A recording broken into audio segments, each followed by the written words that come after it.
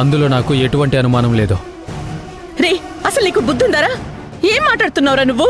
ఇంత జరిగిన తర్వాత కూడా ఇంకా శౌర్య శౌర్య అంటావేంట్రా? ఏ మళ్ళీ ఇలాంటి పనులు చేసి పోలీస్ స్టేషన్లో కూర్చోాలనుకుంటున్నావా? శౌర్య మనసులో నేనున్నానని నాకు తెలుసు. నా కోసం ఈ మాట శౌర్య బయటికి చెప్పే పరిస్థితుల్లో లేదు. కాబట్టి శౌర్యాని నాదాన్ని చేసుకోవడానికి నా ప్రయత్నం నేను చేశాను. ఈ రోజుకి అది కుదరకపోవచ్చు, కానీ దేవుడు దేవుడు అంటుంటారు కదా, ఆ దేవుడే ఉంటే ఖచ్చితంగా మా ఇద్దరి పెళ్లి జరిగి తీరుతుంది. దాన్ని ఎవ్వరూ ఆపలేరు. సిద్ధార్థ్, సిద్ధార్థ్,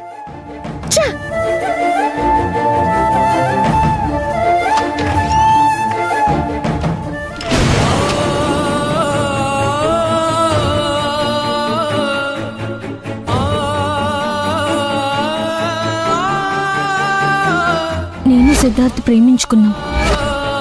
కానీ నా కుటుంబం గురించి ఆలోచించాక నా ప్రేమ కంటే నా కుటుంబమే ముఖ్యమనిపించింది.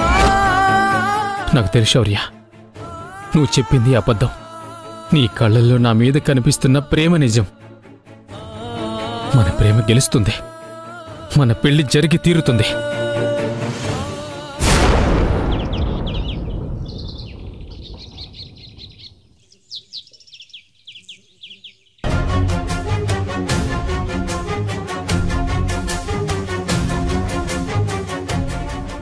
ఏంటి మాధవ్, ఇంకా రెడీ అవ్వలేదా? ఎందుకు? ఎందుకేంటి? గుడికెళ్ళాలి.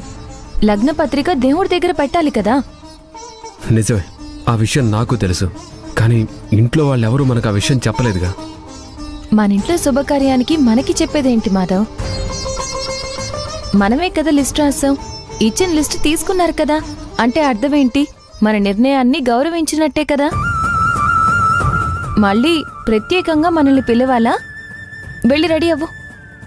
పిలవకుండా వెళ్తే బాగోదు భూమి. మీరు రావద్దు అనలేదు, ప్రత్యేకంగా పిలవలేదని మనం ఊరుకుంటే ఎలా చెప్పు?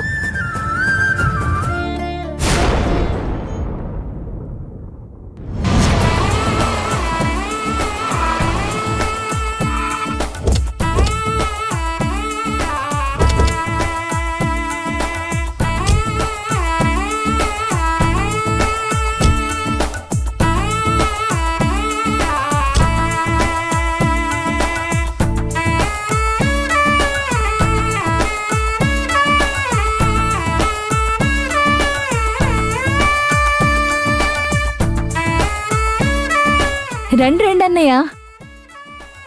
బాగున్నారా? బాగున్నానమ్మా.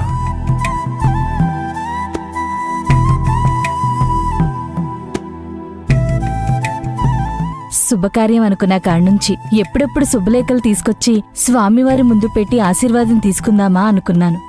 అలా శుభలేఖలు వచ్చాయో లేదో ఇలా తీసుకుని వచ్చేశాను. సర్లేమ్మా, మీరంటే ఇద్దరు, మేమందరం కలిసి రావద్దు? అది నిజమేలే అన్నయ్య. అవును, అందరూ వచ్చారు కానీ మాధవ భూమి రాలేదేంటి?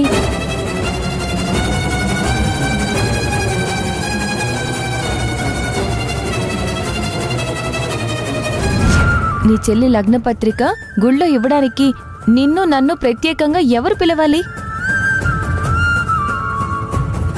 ఇంట్లో వచ్చిన చిన్న చిన్న మనస్పర్ధల వల్ల మీరు కూడా రండి అని మనతో ప్రత్యేకంగా చెప్పుండకపోవచ్చు. వాళ్ళు చెప్పలేదని మనం వెళ్ళకపోవడమేంటి? లేదు భూమి, నువ్వనుకున్నంత సులభంగా నేను అనుకోలేకపోతున్నాను. ఎందుకు మాధవ బయట వాళ్ళ గురించి ఆలోచించినట్టు ఆలోచిస్తున్నావు? ఇంట్లో వాళ్ళు పిలవాలని నువ్వు కోరుకున్నట్టే వాళ్ళంతట వాళ్ళు రావాలని ఇంట్లో వాళ్ళు కూడా కోరుకుని ఉండొచ్చు కదా. ప్రతిదానికి ఇలా అపార్థం చేసుకోవడం కాదు, అపార్థాన్ని కూడా అర్థం చేసుకోగలిగితే ఇద్దరి మధ్య గొడవలు ఉండవు, కుటుంబాల మధ్య సమస్యలు ఉండవు. వెళ్ళు వెళ్ళు, త్వరగా రెడీ అవ్వు. వెళ్ళు మాధవ్.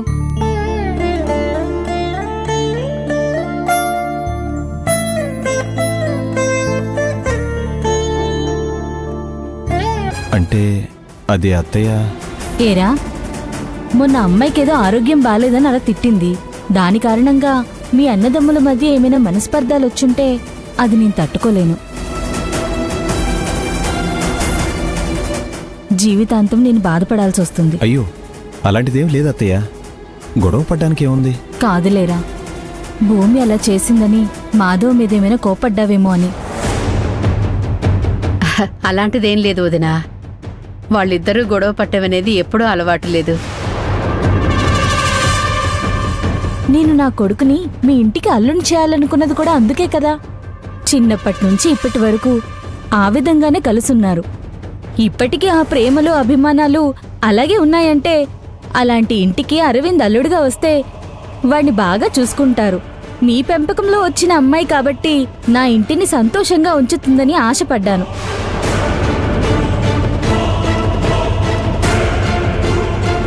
అందుకే కదా వేరే ఆలోచన లేకుండా నేనే వచ్చి శౌర్యం నా ఇంటి కోడలు చేస్తారా అని అడిగాను.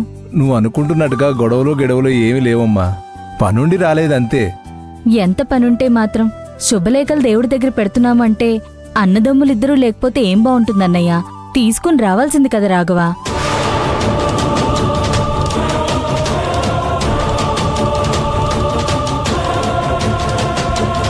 అందరం కలిసి వద్దామని అనుకున్నాం పిన్ని.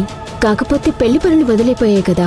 శుభలేఖలు దేవుడి దగ్గర పెట్టడం అంటే మీ ఇంటి పెద్దగా మీరు, మా ఇంటి పెద్దలుగా అత్తయ్య మావయ్య వస్తే సరిపోతుంది. కాకపోతే వాళ్ళిద్దరిని పంపిస్తే ఏం బాగుంటుందిలే అని మేం కూడా వచ్చాం. అప్పటికే బావ మాధవ్ని కూడా రమ్మన్నాడు.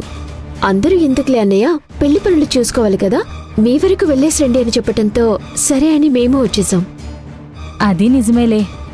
పెళ్లి పనులు పెట్టుకున్నాక ఎవరో ఒకరు దగ్గరుండి చూసుకోవాలి కదా. ఏదేమైనా సరే ఈ పెళ్లి పనుల్లో అన్నదమ్ములిద్దరూ కలవకుండా జాగ్రత్త పడాలి.